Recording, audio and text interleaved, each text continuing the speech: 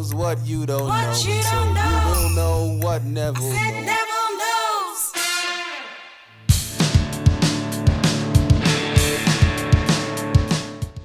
Welcome. Today's Neville Knows. We're going to be doing oil changes and a couple of tips on how to do an oil change. And not to make the blunders that normally people make is when they take an engine, they're going to do an oil change, they rip the filters off and find out it does happen, they get supplied the wrong filter. So what we're going to do today, we're going to take this engine, we've suspended it here, so we've lost the car, the body, so we don't have the crew climbing around and trying to follow me. We're going to do an oil change on this vehicle. It's a 4-wide Toyota. And when we do the service, when you've purchased your filters, your oil filter, air filter, and oil filter, and your oil of course, you're going to do the oil change. Make sure that the filters, all the numbers correspond. You'll see on each and every filter, there is a mating number. Just make sure these numbers correspond before you start turning filters off, in case you have to go back to the shop to have the filters exchanged. Okay, today starting, first of all we want to drain the oil out of this engine. So we loosen the sump plug. I have pre-loosened it. And you take the sump plug off, there's your sump plug. And now the oil will drain out of the engine. Before you start loosening the sump plug, just make sure that the container you're draining into does have a capacity of 5 liters or more. Doesn't help you have a small container and you're draining the oil and you start running out of space with the container. Once you've taken the sump plug off, you'll notice there's a little washer on there. Just check the condition of the washer. Make sure it's not frayed or cracked, and you can replace it if need be. And then you just drain the oil out of the engine. What we're going to do today is while draining the oil, once the oil is draining into the container, we now remove the oil filter. To show you what I've got here today, I have the band type oil filter removing tool. We have the ratchet one, which goes onto a 1/2-inch drive ratchet, and you can see how the mechanism works. And it actually grabs the filter and we can turn the filter off. But today what I'm going to do is I'm going to use a little strap type to give you an idea of how it works. If that was the fitted filter to the vehicle, put the strap over there, secure it, and as you put pressure, you can see you can get the leverage to take the filter off. Not necessary to use this when you put the filter back on. If it's back on, you just merely by hand and a slight nip and the filter will be good. Okay, so the oil's draining out of the sump. Now we remove the filter. Using the tool, I also again have prepared this and loosened it for you. So the filter comes off. Now all the filter and the oil that was in here gets discarded into the container. So while the filter is draining off and the oil's draining off, we have a look see and we see what is wrong with the engine while we're standing waiting. You can check things like your fan belt for any fraying, any cracks on the belt, any leakages between the head and the block. Just give the engine a general once over and you can see if there's anything that needs attention while you're doing the oil change.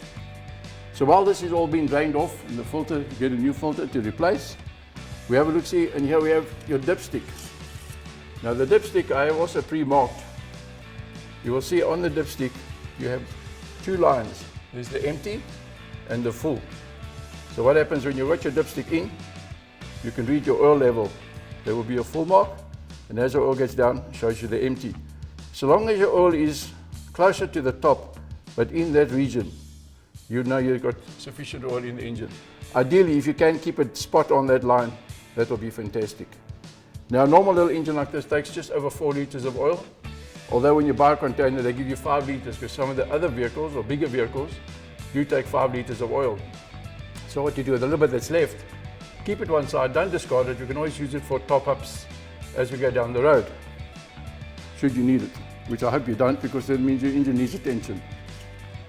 Okay, so what we've done now, the oil is drained out.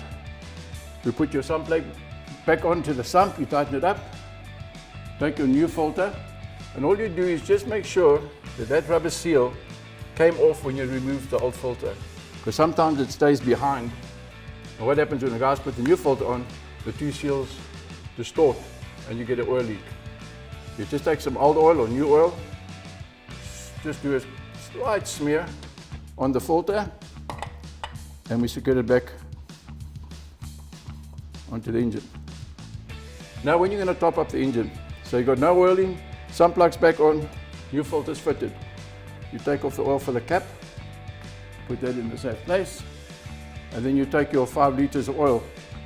So for instance, today we'll be using the Puma range of oil that we're now carrying.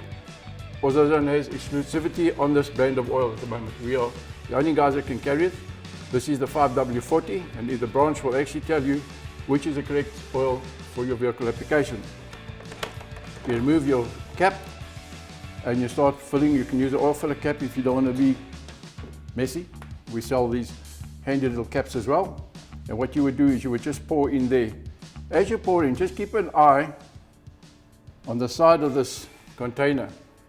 Again, I've marked it with a Cokie. There's a little transparent plastic window here. This will give you your 1 liter, 2 liters left, 3 liters. So this 5 liter can, you can actually drain down to just about 2 liters or just past. And then that should be almost full in your engine. And this, we just wait for a while, let it settle into the engine.